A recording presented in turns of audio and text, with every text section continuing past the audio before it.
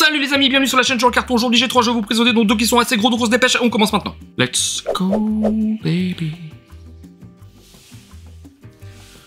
Donc aujourd'hui, j'annonce, d'habitude je le fais pas, mais j'annonce, aujourd'hui, on est mitigé. Ouais, on est mitigé. Commençons tout d'abord par ça. Ça, c'est Gotham City, Legend of the Dead of the Mordor. DC Batman, Streets of Gotham City. C'est mieux. Donc qu'est-ce que c'est que ce machin-là? C'est un jeu de cartes dans lequel, un jeu de collection de mains, dans lequel à chaque tour, vous allez devoir piocher une carte, jouer une carte et activer une carte. Fin de l'histoire. Activez une carte qui se trouve devant vous. Enfin, vous devez, vous n'êtes pas obligé de le faire. Le but de ce jeu, c'est d'obtenir le plus de points de victoire à la fin de la partie. Comment est-ce que ça se passe? Eh bien, c'est très simple. Vous avez des cartes en main à la fin de la partie, vous comptez les points qui se trouvent dessus, et spécificité assez spéciale, c'est qu'à votre droite et à votre gauche, vous avez des cartes super vilains, donc qui vont vous permettre d'ajouter des bonus de scoring. Donc c'est des choses qui vont venir prendre en compte certaines conditions de votre main. Par exemple, pour chaque main, pour chaque paire de cartes identiques que vous allez obtenir un certain nombre de points supplémentaires. Pour chaque carte qui est supérieure à une valeur de 4 points, vous obtiendrez des points supplémentaires, ce genre de choses là, mais évidemment si vous en avez une à droite, vous en avez une à gauche, votre voisin c'est parein de droite et votre voisin de gauche c'est la même chose, donc en gros chaque joueur va avoir 2 conditions de scoring, il y en a certaines qui ne seront pas pour vous puisqu'elles seront entre 2 joueurs et vous ne pouvez pas être le centre du monde, il n'y a pas de centre du monde ici, alors calme-toi et calme tes ardeurs, je te l'ai déjà dit, arrête de te croire supérieur à tout le monde. Ici, donc dans Streets of DC Batman Comics, j'arrive pas, Streets of Gotham City, ouais, of the Mordor.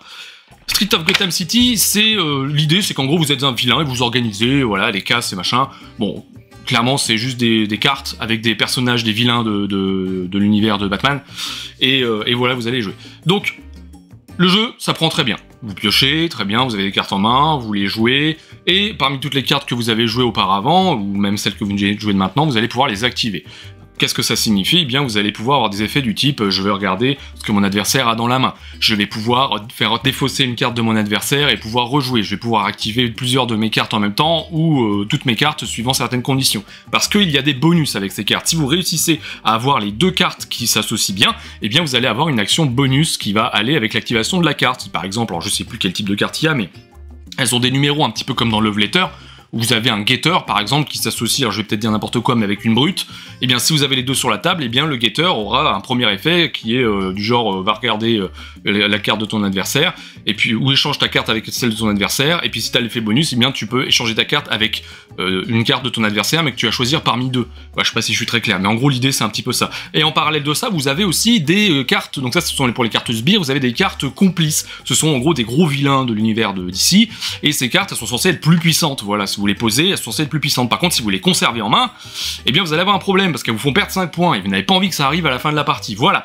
Et en parallèle de ça, vous avez aussi, ça fait beaucoup de parallèles, t'as vu, j'aime bien les mathématiques, et en parallèle de ça, vous avez une piste du joueur de l'homme mystère, du Sphinx, c'est-à-dire qu'à chaque fois que quelqu'un va défausser une carte, en fait, il y a un jeton qui va se déplacer, et quand il arrive au bas du point d'interrogation, eh bien vous développez, vous ressortez une carte qui va changer les règles du jeu pour certains, pour un joueur, etc., etc. Et vous allez continuer comme ça jusqu'à faire apparaître, en fait, vous allez faire apparaître une première fois un bas de signal, un second bas de signal, et puis si Batman arrive, c'est la fin de la partie. Voilà, c'est un truc qu'on a vu un peu dans d'autres jeux comme Arceus Society ou comme d'autres, voilà, qui permettent un peu de prévenir quand est-ce que la partie va s'arrêter. Voilà, ça, c'est tout cassé. C'est tout cassé ce jeu. Les règles, bon, elles tiennent en pas grand-chose, elles tiennent en 2-3 pages, même pas, 2 pages je crois, mais il manque terriblement de précision dans ce livret de règles. C'est terrible à quel point c'est raté, parce que vous avez un jeu qui va se casser lui-même. C'est-à-dire que vous avez des effets qui ne vous empêchent pas, par exemple, on a une carte capitaine. La carte capitaine, c'est un exemple vraiment concret que je vous donne, elle s'associe avec une carte dont j'ai mangé son petit nom, qui est l'intrigante. Enfin l'intrigante s'associe avec le capitaine. L'idée de l'intrigante, c'est qu'elle va pouvoir activer une carte de votre adversaire avec tous ses bonus. Et le capitaine, c'est qu'elle va, son but ultime, enfin son activation, je vais y arriver, c'est que s'il a son bonus, il va pouvoir activer toutes les autres cartes du joueur. Donc vous allez pouvoir vous approprier ça et réactiver toutes les cartes que vous avez chez vous. Mais si vous avez une autre intrigante, eh ben, vous allez recommencer. Il n'y a rien qui vous empêche de le faire, vous recommencez, et puis vous recommencez encore, et en fait vous avez cassé le jeu. Alors, Certains diront oui, mais faut mettre un peu d'intelligence. Je suis d'accord, faut mettre un peu d'intelligence et se dire peut-être qu'on va se décider à ne pas réactiver les cartes que l'on a déjà activées, mais il y a rien qui m'en empêche. Pareil, vous avez la possibilité de jouer à 2 joueurs. À 2 joueurs, il y a des effets qui ne fonctionnent pas, tout simplement parce que on va vous demander d'intervertir des cartes super vilains entre une carte qui ne vous concerne pas et une carte qui est à vous parce qu'elle vous concerne pas. Vous allez pouvoir les intervertir, bah même, sauf que quand vous jouez à 2, il y a que vous êtes 2. Hein, voilà, donc vous avez une carte, votre adversaire a une carte, il y a une carte entre nous deux, donc tout le monde connaît, je ne connais juste pas la carte de mon adversaire, mais du coup cet effet-là il marche pas du tout. Et puis finalement je trouve que les effets des cartes sont terriblement déséquilibrés. Vous avez des cartes complices qui valent toutes moins 5 points, par contre vous avez vraiment des effets qui sont tout pétés, on en a rien à je vais rester poli, on en a rien à faire. Puis vous avez d'autres effets qui vont carrément casser le jeu, comme cet effet que je crois que c'est Killer Croc qui a ça, qui permet de détruire une carte adverse et de réactiver une autre carte chez vous. Et en fait vous allez commencer à faire suer tout le monde, à dégager toutes les cartes comme ça. Donc je sais pas, j'ai trouvé qu'il y avait un truc qui était complètement foiré dans ce jeu-là, parce que ça, en plus c'est pas amusant, on s'amuse pas à jouer à DC Comics, enfin je trouve que, enfin DC Batman Street, je vais jamais arriver, hein, Streets of Gotham City, je trouve qu'on s'amuse pas réellement à jouer à ça, parce qu'il n'y a pas d'effet de carte qui vont vous dire que vous êtes en train de faire un game changing, un truc qui est vraiment intéressant, c'est difficile, vous ne pouvez pas de toute façon stratégiser, c'est vraiment vous piochez des cartes, et en fonction de ce que vous avez, eh bien vous allez les placer, parfois tenter de garder les cartes en main pour scorer à la fin, bref, il n'y a pas grand chose à en tirer de ce jeu-là, il y en a certains qui le comparaient à Fantasy Realms, ça n'a rien à voir, absolument rien à voir. Fantasy Realms il est là parce que je l'ai sorti après avoir joué à ça à mes potes qui ne connaissaient pas. Ça n'a rien à voir, vraiment rien. C'est là vous avez un jeu qui, alors Fantasy Realms, moi je trouve ça absolument génial, mais ici vous avez un jeu qui est tout cassé, qui marche pas. Et voilà, donc malheureusement je donnerai pas grand chose de ce jeu-là. Pour moi, c'est difficile. Hein. C'est difficile. Pour moi, c'est un 3 sur 10. DC Batman. C'est un 3 sur 10 parce que clairement c'est raté. Voilà, pour moi c'est juste raté. On continue avec du un peu plus lourd. Je vous avais dit, j'avais 2 jeux, j'ai dit très vite, hein, mais j'espère que t'as compris. On va jouer. On va pas jouer, je vais t'expliquer, j'ai déjà joué, bien évidemment. Qui parle de jeu sans y avoir joué? Franchement, quel drôle de concept. Ici, on parle de Apiary, donc édité chez Matago, qui est un Stonemaier game. Donc si vous connaissez pas Stonemaier, c'est Wingspan, c'est Scythe, c'est Tapestry, c'est Viticulture. C'est des choses qui mitigent les gens. Voilà. T'as vu, mitigeur? Je mitige, tu mitiges, voilà. Ça mitige les gens. Pourquoi? Parce que j'en sais rien en fait. Si, non, parce que chacun a des bons arguments en fait autour de tout ça. Bref, je ne vais pas m'étaler là-dessus parce que j'ai dit que je devais faire rapide. Apiary, donc, c'est un jeu dans lequel vous contrôlez des abeilles de l'espace. Déjà, ça me plaît. Il y a l'espace, hop, c'est bon, c'est gagné, 20 sur 20. Ding ding, on remballe. Fin de l'histoire. Non, je plaisante, bien évidemment. Vous contrôlez des abeilles de l'espace. Alors en gros, c'est après l'extinction de l'humanité. L'humanité n'est plus parce que j'en sais rien. Bref. Et donc on va ici devoir jouer des abeilles de l'espace. Ça fait beaucoup d'abeilles de l'espace, et c'est du placement d'ouvriers, dans lequel vous allez pouvoir faire plusieurs actions différentes, c'est-à-dire déplacer un vaisseau mère pour pouvoir explorer différentes planètes et générer des ressources, pouvoir acheter différentes tuiles, donc c'est soit des personnages que vous allez récupérer qui vont vous offrir des effets tout le long de la partie ou sur certaines actions, soit des effets immédiats qui sont assez puissants, ou soit des fermes qui vous permettront de collecter de l'argent à l'instar d'un Everdell. Enfin pas de l'argent, pardon, des ressources à l'instar d'un Everdell lorsque, en gros, vous allez devoir faire une phase de récupération d'ouvriers parce que vous avez tout placé. Voilà, dans Everdell c'est pas tout à fait ça, mais en gros vous comprenez l'idée si vous avez joué à Everdell. Et vous avez aussi la possibilité de faire des danses. T'as vu? On fait des danses parce que quand on fait des danses, quand on est une abeille, on fait des danses, ça génère des choses. Donc on consomme des choses et on génère des choses. Donc c'est un truc assez intéressant là-dedans, c'est que vous allez pouvoir composer vos danses, grosso modo, pour dire, bah moi si je dépense ceci, cela, je vais gagner ceci, cela. C'est un truc assez intéressant, ça vous parle pas, c'est normal, vous n'avez pas vu le jeu. Et vous avez aussi la possibilité de piocher des cartes, parce que vous avez des cartes avec des effets immédiats si vous les jouez, vous avez des cartes qui permettent de les défausser pour obtenir des ressources, ou alors des cartes qui vous permettent d'être plantées, sous le plateau, de manière à obtenir des points de victoire en fin de partie, suivant conditions. Voilà, et une dernière action qui vous permet de récupérer un ouvrier qui est épuisé et que vous pouvez plus avoir.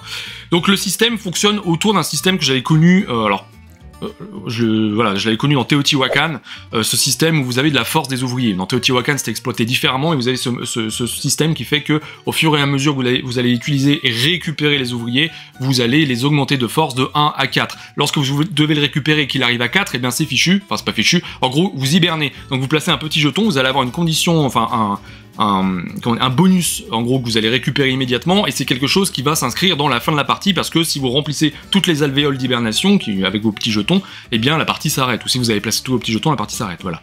Donc vous avez ce système de force, et en plus de ça, la force de votre ouvrier, évidemment, va impacter les différentes actions. Si vous déplacez le vaisseau mère, il va se déplacer plus loin, voilà. Vous avez la possibilité aussi, sur certaines actions, d'additionner votre force avec celle de l'ouvrier qui est déjà en place, que si vous placez un ouvrier, vous déplacez l'autre, et du coup vous additionnez les deux, ou alors s'il n'y a qu'un seul emplacement, et bien l'autre ouvrier est retiré et rendu à son propriétaire, et il l'augmente de 1 de force, ou alors s'il est à 4, il le dégage. Voilà. Donc, à côté de ça, on a un plateau ruche qu'on va développer avec nos différentes tuiles qu'on va pouvoir acheter. Donc vous avez un jeu qui fonctionne très bien, ici avec Apiari, vous avez un jeu qui fonctionne très bien. Le plus gros reproche que je lui ferais finalement, c'est qu'il n'invente absolument rien. Mais il n'invente rien du tout. C'est un jeu de placement d'ouvriers tout à fait classique, si ce n'est que vous avez ce petit truc avec la force des abeilles. Mais voilà, il y a pas, on fait pas de gros combos, on place juste des ouvriers dans des endroits bien spécifiques indiqués du plateau. C'est très classique, c'est très traditionnel. Encore une fois, il n'y a pas de surprise en fait quand on joue à Apiari. Ça marche bien, par contre, j'aime bien y jouer. Voilà, mais c'est pas, si on me le propose, j'y jouerai volontiers.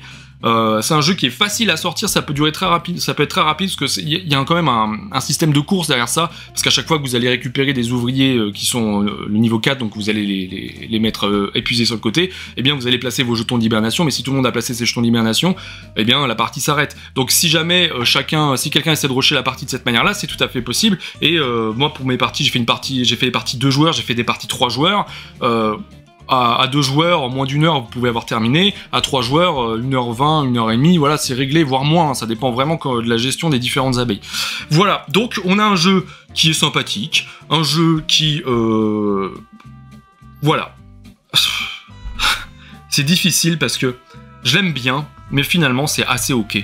C'est assez ok comme jeu parce que, encore une fois, vous n'allez pas sauter de joie à jouer à Apiari, vous n'allez pas avoir cette sensation de vivre une expérience hors du commun. On sait pas toujours ce qu'on cherche, mais par contre vous avez quelque chose de très efficace. Si jamais vous voulez introduire des personnes qui n'ont pas forcément l'habitude à jouer à du placement d'ouvriers, bah ici vous avez quelque chose qui est, à mon sens, c'est plus du initié plus que du expert. Après, chacun est libre un peu, c'est très subjectif ce que je raconte bien évidemment.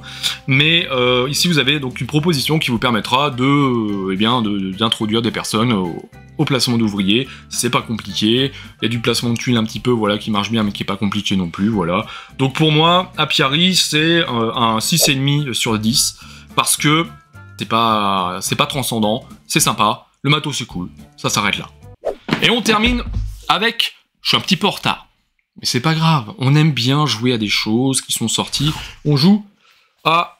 Il n'y a plus de lumière, on joue à Barcelona, et voilà, on joue à Barcelona. Donc Barcelona, qu'est-ce que c'est? C'est un jeu de Dani Garcia, donc qu'est-ce qui sort? Bah ça alors... Arborea. Ha, t'as vu? Ça va arriver chez Pixie, je l'ai là. Version Kickstarter. T'as vu? Je dis pas des bêtises. Bon, bref. Laisse tomber. Donc, Barcelona, c'est un jeu de placement de tuiles. De placement de personnages. C'est un jeu dans lequel vous allez donc participer à l'urbanisation de notre très chère Barcelone. Je sais pas pourquoi je dis notre, parce que de toute façon, c'est pas chez nous. Mais... dans ce jeu-là, vous allez à chaque tour placer des riverains, voilà. Donc vous avez 3 classes de riverains. Vous avez une sorte de classe ouvrière, vous avez une classe bourgeoise et la classe capitaliste, me semble-t-il. Non, aristocrate, excusez-moi. Les aristos ne sont pas tous capitalistes. J'en sais rien, pas de débat. Mais... vous allez placer donc ces différents ces personnages, et lorsque vous allez faire ça, eh bien vous allez arriver à un croisement d'actions, et donc vous allez pouvoir réaliser les actions dans ce croisement, et parfois même en diagonale selon où vous l'avez placé. Et donc vous allez pouvoir faire une ribambelle de choses dans Barcelona, ribambelle, je n'exagère pas, parce que vous allez pouvoir gagner de l'argent, vous allez pouvoir construire des routes et des boulevards, vous allez pouvoir faire déplacer votre petit tramway, parce que si vous déplacez votre tramway, vous allez placer des voyageurs qui vont vous apporter des points, vous allez avoir la possibilité de construire la Sagrada Familia, parce que oui, si vous le faites, eh bien vous allez également obtenir des bonus immédiats, vous avez la possibilité de faire plein de trucs dans Barcelona, plein, peut-être trop. Ça, c'est peut-être le reproche qui a été fait par certains. Pourquoi? Parce que, en effet, ça part dans tous les sens dans Barcelona. Vous allez placer vos petits ouvriers, vous faites ces actions-là. Parfois, ces actions-là vous débloquent la possibilité de faire une autre action. Parfois, cette action-là vous propose la possibilité de faire une autre action. Mais vous êtes toujours sur la première. Donc ensuite, vous faites la deuxième. La deuxième vous permet de faire peut-être celle-ci. Et puis après, vous avez le tramway. Le tramway, vous allez le déplacer, placer des ouvriers. Et lorsque vous placez les ouvriers ou lorsque vous déplacez le tramway, vous allez pouvoir faire l'action où se trouve le tramway. Donc vous allez refaire une action. Et après, vous allez vous réfléchir, je vais peut-être faire ci avant parce que comme ça, je gagnerai de l'argent pour le dépenser là parce que je vais faire ça. Vous allez me dire, jeu expert, oui, mais plus là. Enfin, oui, plus tout de même. Expert, combo à foison. Combo par-ci, combo par-là, royaume du combo, combolita, tout ce que vous voulez. Ici, c'est combo, et il faut arriver à suivre. Alors là, il faut que les joueurs soient bien au courant des règles. Alors je sais que ça peut paraître évident, hein, lire les règles avant de jouer au jeu. Ah, quel concept! Mais ici, en effet, il faut bien être au courant parce que les autres joueurs vont devoir suivre ce que vous êtes en train de faire également, parce qu'il y en a tellement qu'au bout d'un moment, ils vont pas comprendre pourquoi vous avez pris une myriade de points à côté. Bref. Là, c'était pour la mécanique. Sinon, le jeu niveau thématique est très sympathique, parce que vous êtes dans le moment de l'urbanisation avec avec Ildefonse Cerda, qui est donc celui qui avait eu l'idée d'imaginer Barcelone comme étant une sorte d'urbanisation un peu collective, c'est-à-dire que de communauté quoi, c'est-à-dire que les bâtiments sont faits de telle manière à ce qu'il y ait maximum d'interaction, les boulevards sont gigantesques pour pouvoir laisser passer, bref, je vous perds. Mais l'idée c'est que il va falloir donc soit suivre la vision de Cerda, soit suivre la version des nouveaux riches, qui plus est, qui refusent un petit peu cette urbanisation centrée et très socialiste pour quelque chose qui est beaucoup plus dans les écarts de classe, qui est beaucoup plus dans le m'as-tu vu, et en fonction de ce que vous allez choisir, eh bien vous allez scorer de manière différente. Il y a beaucoup de choses à dire sur Barcelona. Il y a énormément de choses à dire sur Barcelona. Il y a des gens qui adorent, il y a des gens qui détestent. Personnellement, je suis sur la première catégorie. J'ai trouvé ça vraiment très bien. Déjà, c'est superbe, c'est absolument superbe. Il y a beaucoup de combos à réaliser, ce qui est très grisant si vous arrivez à les suivre, parce qu'attention, si vous êtes avec un joueur qui est un petit peu paumé, eh ben ça risque d'être très compliqué pour vous, parce qu'il va falloir que vous fassiez les siens, etc., vous lui expliquez ce qu'il va pouvoir faire, tout ça.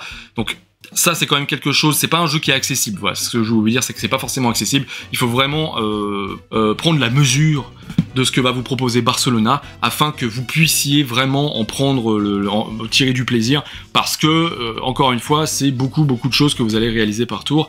Pour autant, je n'ai pas trouvé qu'il y avait beaucoup de temps mort autour de ce jeu-là, parce que finalement, vous passez votre temps quand même à réfléchir, si les joueurs en face sont assez lucides, vous allez passer votre temps à réfléchir durant le tour des autres joueurs, et voilà. C'était une présentation rapide, parce qu'encore une fois, il y en a beaucoup à dire, mais Barcelona, pour moi, c'est une franche réussite. Je lui donnerai un 8,5 sur 10. Et voilà, c'est tout ce que j'avais à dire concernant ces 3 jeux. Si tu as des commentaires, n'hésite pas à les glisser là-dessous. Si tu as des... Attends, t'as vu, regarde, hop, voilà, c'est beaucoup mieux ainsi. Donc si tu as des commentaires, n'hésite pas à me les glisser. Voilà, si tu as des retours, je sais que sur Apiary, il y a pas mal d'entre vous qui l'avaient testé, donc n'hésitez pas à me dire ce que vous en avez pensé. Et puis on se retrouve très bientôt sur la chaîne. Dégage-toi. Jeu en carton.